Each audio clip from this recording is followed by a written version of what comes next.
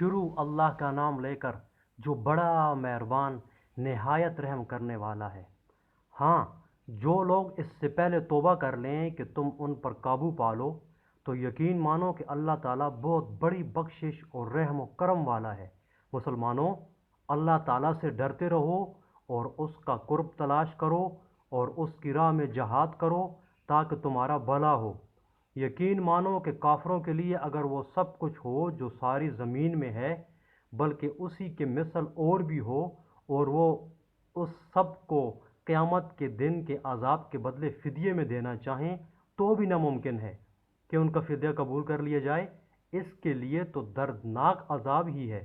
یہ چاہیں گے کہ دوزخ میں سے نکل جائیں، لیکن یہ ہرگز اس میں سے نہ نکل سکیں گے۔ ان کے لیے تو دوامی عذاب ہیں۔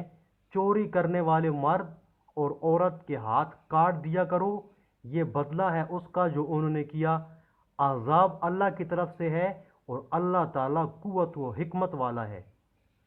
جو شخص اپنے گناہ کے بعد توبہ کر لے اور اصلاح کر لے تو اللہ تعالیٰ رحمت کے ساتھ اس کی طرف لوٹتا ہے۔ یقیناً اللہ تعالیٰ معاف فرمانے والا، مہربانی کرنے والا ہے۔ کیا تجھے معلوم نہیں کہ اللہ تعالیٰ ہی کے لیے ہے زمین و آسمان کی بادشاہت؟ جسے چاہے سزا دے اور جسے چاہے معاف کر دے۔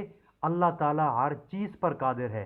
اے رسول صلی اللہ علیہ وسلم، آپ ان لوگوں کے پیچھے نہ کڑیے جو کفر میں سبقت کر رہے ہیں، خواہ وہ ان منافقوں میں سے ہوں جو زبانی تو ایمان کا دعویٰ کرتے ہیں لیکن حقیقتاً ان کے دل با ایمان نہیں، اور یہودیوں میں سے کچھ لوگ ایسے ہیں جو غلط باتیں سننے کے عادی ہیں اور ان لوگوں کے جاسوس ہیں جو اب تک آپ کے پاس نہیں آئے۔ وہ کلمات کے اصلی موقعوں کو چھوڑ کر انہیں متغیر کر دیا کرتے ہیں۔ کہتے ہیں کہ اگر تم یہی حکم دیے جاؤ تو قبول کر لینا، اور اگر یہ حکم نہ دیے جاؤ تو الگ تھلگ رہنا، اور جس کا خراب کرنا اللہ کو منظور ہو تو اس کے لیے خدائی ہدایت میں سے کسی چیز کے مختار نہیں۔ اللہ تعالیٰ کا ارادہ ان کے دلوں کو پاک کرنے کا نہیں۔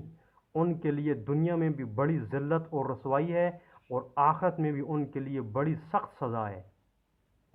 یہ کان لگا لگا کر جھوٹ سننے والے اور جی بھر بھر کے آرام کے کھانے والے، اگر یہ تمہارے پاس آئیں تو تمہیں اختیار ہے خواہ وہ ان کے پاس کا فیصلہ کرو خواہ ان کو ٹال دو۔ اگر تم ان سے منہ بھی پھیرو گے تو بھی یہ تم کو ہرگز کوئی ضرر نہیں پہنچا سکتے، اور اگر تم فیصلہ کرو تو ان میں عدل و انصاف کے ساتھ فیصلہ کرو۔ یقیناً عدل والوں کے ساتھ اللہ محبت رکھتا ہے۔ تعجب کی بات ہے کہ وہ کیسے اپنے پاس تورات ہوتے ہوئے جس میں احکام الہی ہیں تم کو منصف بناتے ہیں، پھر اس کے بعد بھی پھر جاتے ہیں۔ دراصل یہ ایمان و یقین والے ہیں ہی نہیں۔ ہم نے تورات نازل فرمائی جس میں ہدایت و نور ہے یہودیوں میں۔ اسی تورات کے ساتھ اللہ تعالیٰ کے ماننے والے انبیاء علیہ السلام اور اہل اللہ اور علماء فیصلہ کرتے ہیں، کیونکہ انہیں اللہ کی اس کتاب کی حفاظت کا حکم دیا گیا تھا اور وہ اس پر اقراری گواہ تھے۔ اب تمہیں چاہیے کہ لوگوں سے نہ ڈرو اور صرف میرا ڈر رکھو۔ میری آیاتوں کو تھوڑے تھوڑے مول نہ بیچو۔ جو لوگ اللہ کی اتاری ہوئی وحی کے ساتھ فیصلہ نہ کریں وہ پورے اور پختہ کافر ہیں۔ اور ہم نے یہودیوں کے ذمہ تورات میں یہ بات مقرر کر دی تھی کہ جان کے بدلے جان، اور آنکھ کے بدلے آنکھ، اور ناک کے بدلے ناک، اور کان کے بدلے کان، اور دانت کے بدلے دانت، اور خاص زخموں کا بھی بدلہ ہے۔ پھر جو شخص اس کو معاف کر دے تو وہ اس کے لیے کفارہ ہے، اور جو لوگ اللہ کی نازل کیے ہوئے احکامات کے مطابق فیصلہ نہ کریں وہی لوگ ظالم ہیں۔ اور ہم نے ان کے پیچھے عیسیٰ بن مریم کو بھیجا جو اپنے سے پہلے کی کتاب یعنی تورات کی تصدیق کرنے والے تھے، اور ہم نے انہیں انجیل عطا فرمائی جس میں نور اور ہدایت تھی، اور وہ اپنے سے پہلے کی کتاب تورات کی تصدیق کرتی تھی، اور وہ سراسر ہدایت و نصیحت تھی پارسا لوگوں کے لیے۔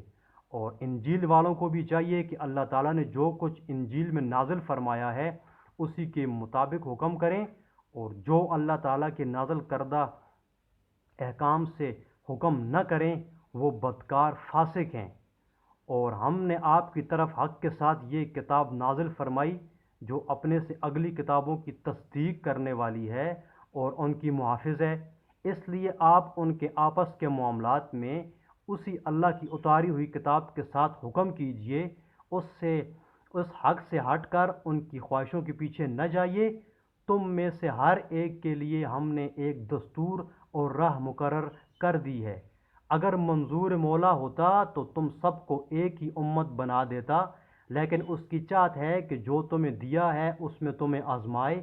تم نیکیوں کی طرف جلدی کرو، تم سب کا رجوع اللہ ہی کی طرف ہے، پھر وہ تمہیں ہر وہ چیز بتا دے گا جس میں تم اختلافات کیا کرتے تھے۔